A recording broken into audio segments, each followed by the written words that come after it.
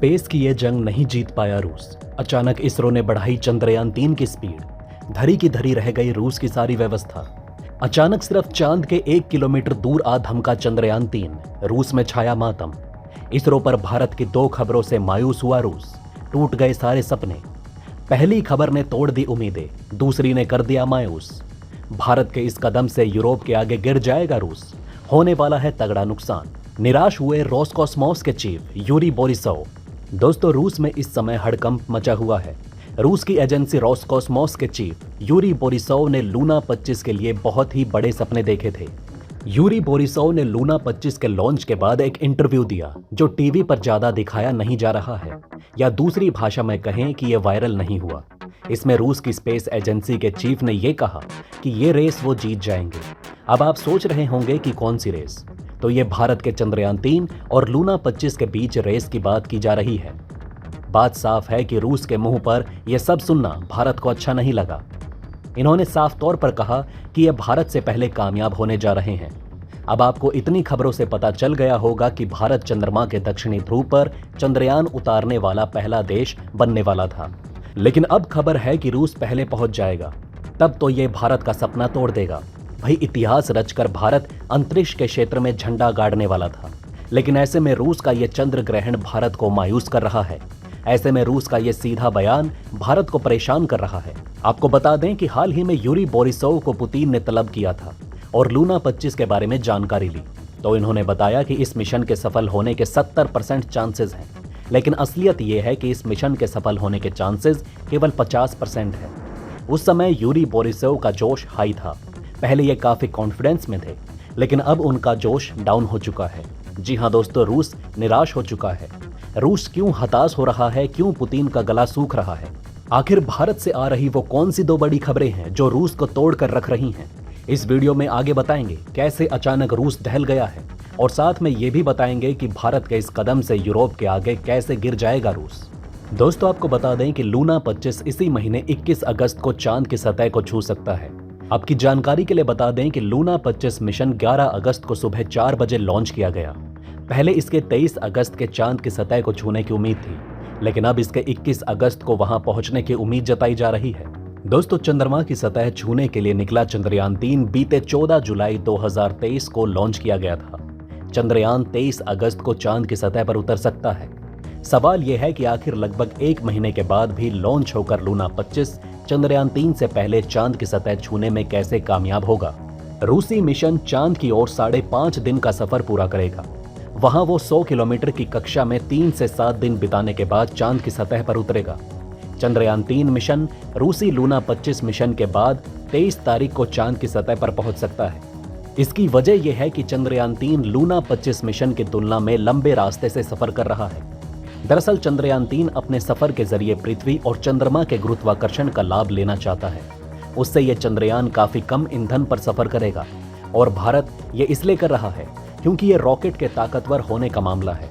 रूसी रॉकेट ज्यादा बड़ा है, हमारा रॉकेट छोटा है, लिहाजा हमारा रॉकेट चंद्रयान-3 को इतना वेलोसिटी नहीं दे सकता कि यह ज्यादा रफ्तार से चांद की ओर जा सके।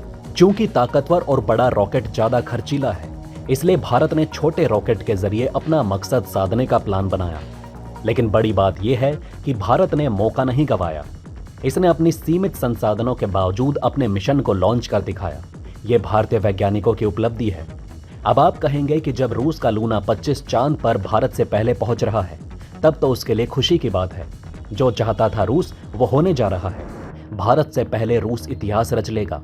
ये तो भारत के लिए दुख की बात हुई। जी नहीं दोस्तों, इसके बावजूद भी भारत की 2 खबरों में पूरे के पूरे रूस को हिलाकर रख दिया। क्यों रूस की मायूसी इतनी बड़ी है, ये बात जानने वाली है। देखिए दोस्तों, पहली बड़ी खबर तो यह है कि हमारा चंद्रयान अब चांद से मात्र 1400 किलोमीटर दूर है। इसरो चीफ ने कहा कि चंद्रयान पूरी तरह उनके कंट्रोल में है। थोड़े समय बाद किसी भी समय भारत चंद्रयान को लैंडिंग के लिए उतार सकता है। जी हाँ दोस्तों, आपने सही सुना, रूस के लिए बड़ी बात है। दोस्तों, 14 जुलाई को सफर पर निकले अपने यान ने 5 अगस्त को चंद्रमा की कक्षा में एंट्री ली थी।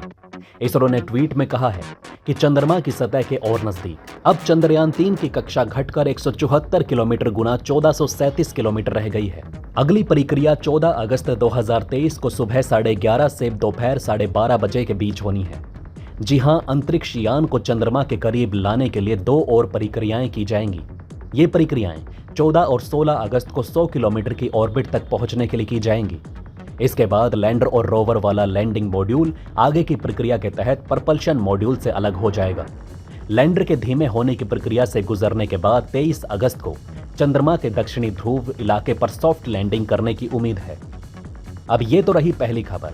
अब रूस के लिए दूसरी बुरी खबर यह है कि बेशक रूस एक एडवांस कंट्री है, विज्ञान के मामले में वो भारत से आगे है, अंतरिक्ष विज्ञान में भी वो भारत से पुराना खिलाड़ी है, लेकिन ये बात भी देखनी होगी कि रूस इस तरह का मिशन 50 साल बाद भेज रहा है।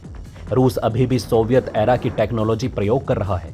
हम ये नहीं कह रहे कि रूस ने कमजोर मिशन भेजा, लेकिन बेशक भारत का मिशन रूस के इस मिशन से कई गुना ज्यादा ताकतवर है ऑन पेपर। लेकिन बताया यह गया कि रूस के इस मिशन के सफल होने के मात्र 50% चांस है। अब आप कहेंगे कि वो कैसे? देखिए, कई गुना ज्यादा खर्च करने के बाद भी रूस भारत की टक्कर का मिशन नहीं बना पाया। दोनों को कंपेयर करें तो ज्यादा स्टेबल और तगड़ा मॉडल भारत का है।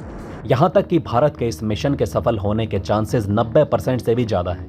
जी हां, 90% से भी ज्यादा। वहीं रूस का सिर्फ 50%। देखिए, अब रूस इतना ज्यादा क्यों मायूस हो रहा है? दोस्तों, रूस के मून मिशन के राजनीतिक मायने भी निकाले जा रहे हैं। यूक्रेन युद्ध शुरू होने के बाद पश्चिमी देशों ने प्रतिबंध लगाकर उसके अंतरिक्ष कार्यक्रम को निशाना बनाने की कोशिश की, लेकिन पश्चिमी देशों के प्रतिबंध रूसी अर्थव्यवस्था को ध्वस्त करने में नाकाम रहे। रूस पिछले कुछ दशकों से इसकी तैयारी कर रहा था। अगर उसका मून मिशन सफल रहता तो ये उसके लिए एक बड़ी उपलब्धि होगी, लेकिन अगर असफल रहता है तो उसकी बहुत किरकिरी होगी। यही कारण है रूस की इस मायूसी का। यूक्रेन पर हमले के बाद पश्चिमी देशों की स्पेस एजेंसियों से रूस की एजेंसियों का आपसी सहयोग खत्म हो चुका है। यूरोपियन स्पेस एजेंसी ईसा ने लूना 25 में अपना पायलट डी नेविगेशन कैमरा जोड़कर इसका टेस्ट करने की योजना बनाई थी, लेकिन यूक्रेन पर रूस के हमले के बाद उसने इस योजना को छोड़ दिया। दोस्तों, अब आप हमें कमेंट सेक्शन में बताएं कि क्या ये बातें आपको पहले से पता थी? अगर नहीं तो इनमें से कौन सी बात आपको सबसे ज्यादा इंटरेस्टिंग लगी? और कमेंट बॉक्स में जय हिंद लिखना ना भूलिएगा। तो दोस्तों, हमारे इस वीडियो में हमने आपको बहुत सी बातें बताने की कोशिश की। अगर आपको हमारी ये कोशिश अच्छी लगी हो तो प्लीज़ लाइक करें इस वीडियो को, और इसी तरह की और जानकारी पाने के लिए चैनल को सब्सक्राइब करना ना भूलें। जितना हो सके इस वीडियो को शेयर अवश्य करें। जय हिंद, जय भारत।